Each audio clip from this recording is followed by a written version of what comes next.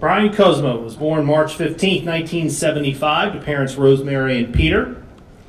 Brian is the youngest of the 4 Kuczma kids. Older brothers Paul and Brian, older sister Michelle. At least through high school, they were all active in sports. As we've heard a lot tonight, it was mom's carpool service that did most of the driving, getting kids to and from. 3 of the kids would actually go on to play college sports, obviously Brian here at Hopkins. Brian grew up playing basketball, football, and lacrosse in Yorktown, New York. And when he was younger, Brian thought that hoops was actually his thing. He loved the game, and his dad was a high school basketball coach for nearly 20 years. After his freshman year of high school, it was football and lacrosse that took center stage. He loved the football games, told me he didn't necessarily like football practice, but loved game day and, of course, Friday night lights. For those who don't know, lacrosse at Yorktown High School is a big deal. It has been pipelined for Division I schools, including Johns Hopkins. In addition to Brian, a number of other noteworthy Yorktowners to play at Hopkins include Bill Dwan, Scott and Dave Marr, Brian Carcaterra, Rob Dorr, and Chris Watson. There's a picture here, Brian with his high school teammate and later Johns Hopkins teammate, Rob Dorr. As Brian noted, he knew some of those older guys, Bill Dwan, Scott Marr among them, and he wanted to be like them. There's so many great lacrosse players. Brian's final decision of where to play came down to Hopkins in Virginia. He remembers visiting Virginia on Halloween weekend, taking his recruiting visit there. The Cavaliers were playing Florida State in football that weekend. A week or 2 later, he visited Hopkins. Jim Margraff's football team was playing Western Maryland. Obviously, the Hopkins-Western Maryland game won out and was the deciding factor. Brian came to Johns Hopkins and played 4 years of lacrosse. He established himself not just as the top defender on our team, but as a senior, he was honored with the Schmeiser Award as the nation's top defender as well. In chatting with Brian, it was in college that he told me that he and some of his teammates actually had a gambling problem. Mike Mattia, compliance, this does not need to go any further than this, but I'm going to share this story. Brian told me that some of the guys, specifically himself, Aaron Van Horn, Todd Carney, John Gagliardi, pretty much the defensive guys, they were betting pretty heavily when they were in college, pretty much daily during the season.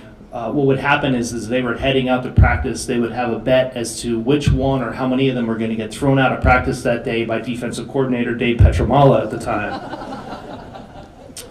Brian went on to play in the MLL, played there through 2008, won 3 MLL championships. He's pictured here with his mom and dad. In 2001, he married former Johns Hopkins women's lacrosse standout Carlene Behrens. In fact, today is Brian and Carlene's 17th wedding anniversary. Congratulations.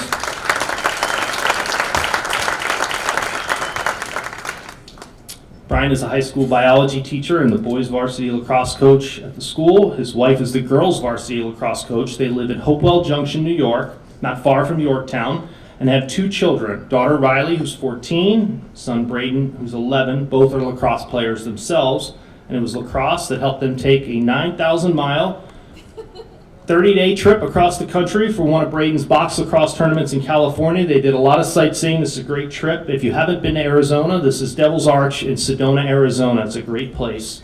My family and I actually were there just 2 years ago.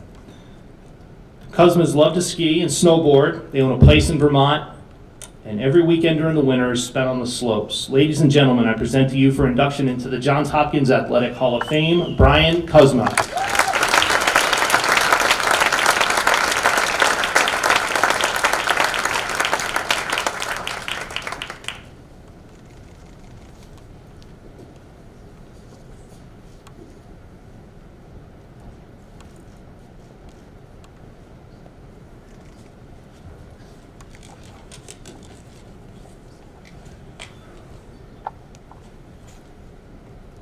All right, so I didn't realize I was going to be batting cleanup tonight until Ernie told me, so I have a lot to live up to with the earlier speeches and the great presentations tonight.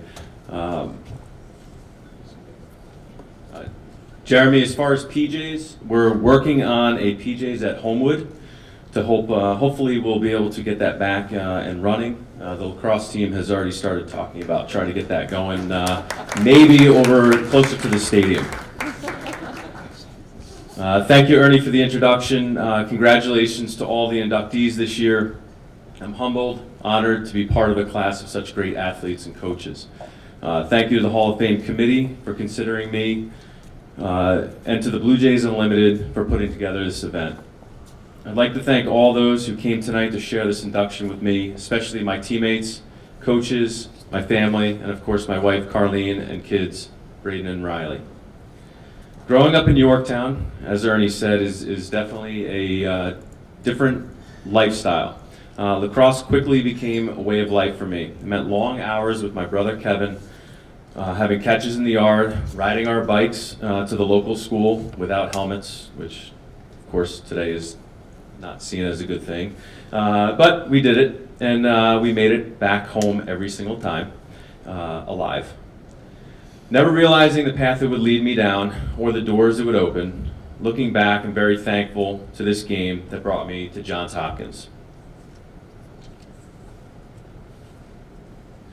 When I look to the people who have been a part of my career or influenced it along the way, I can boil it down to three. First and foremost, my parents, Peter and Rosemary. My dad, a longtime coach and teacher, who let me tag along to every practice and be part of his teams, taught me the value of doing things right the first time. Although growing up as a kid who seemed to know everything, my dad consistently reminded me to do it right the first time, which was a bit frustrating, but now has become a constant foundation in my life. And I find myself saying the same thing to my kids now. And I believe it's a major part of my decision of why I came here to Johns Hopkins. In comparison to everywhere else that I was recruited, they just did things the right way. And my mom, who I know is proudly looking down at me now,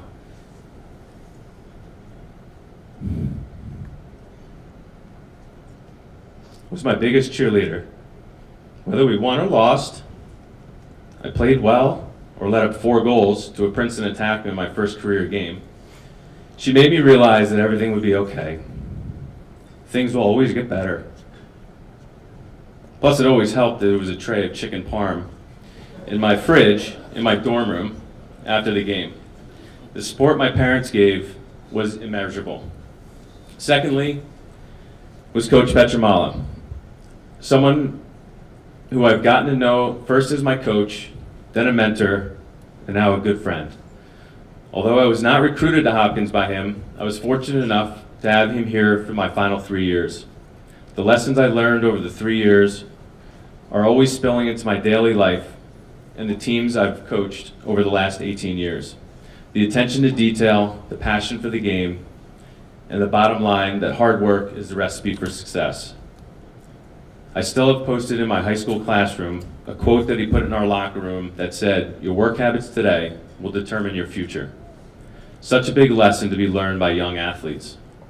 But I think the greatest lesson of all, and no matter what you do on the field is to be a good person off the field. Finally, I'd like to express how much Johns Hopkins holds a special place in my heart. I've met so many lifelong friends here, or at recently closed PJs, but we'll leave that up for discussion later. But guys like Aaron Van Horn, Todd Carney, Rob Dorr, Jay Penn, Dave Marr, Werner Kruger, John Marcus, and Brian Carcaterra, to name a few. Being part of a Hopkins community has definitely shaped my life as I know it.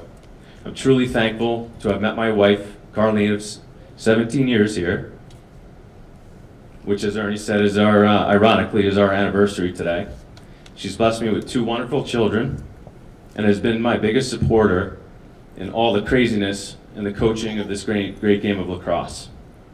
Although I'm being remembered now for my time on the field, hopefully I'm remembered long after as a good person and a great teammate. Thank you.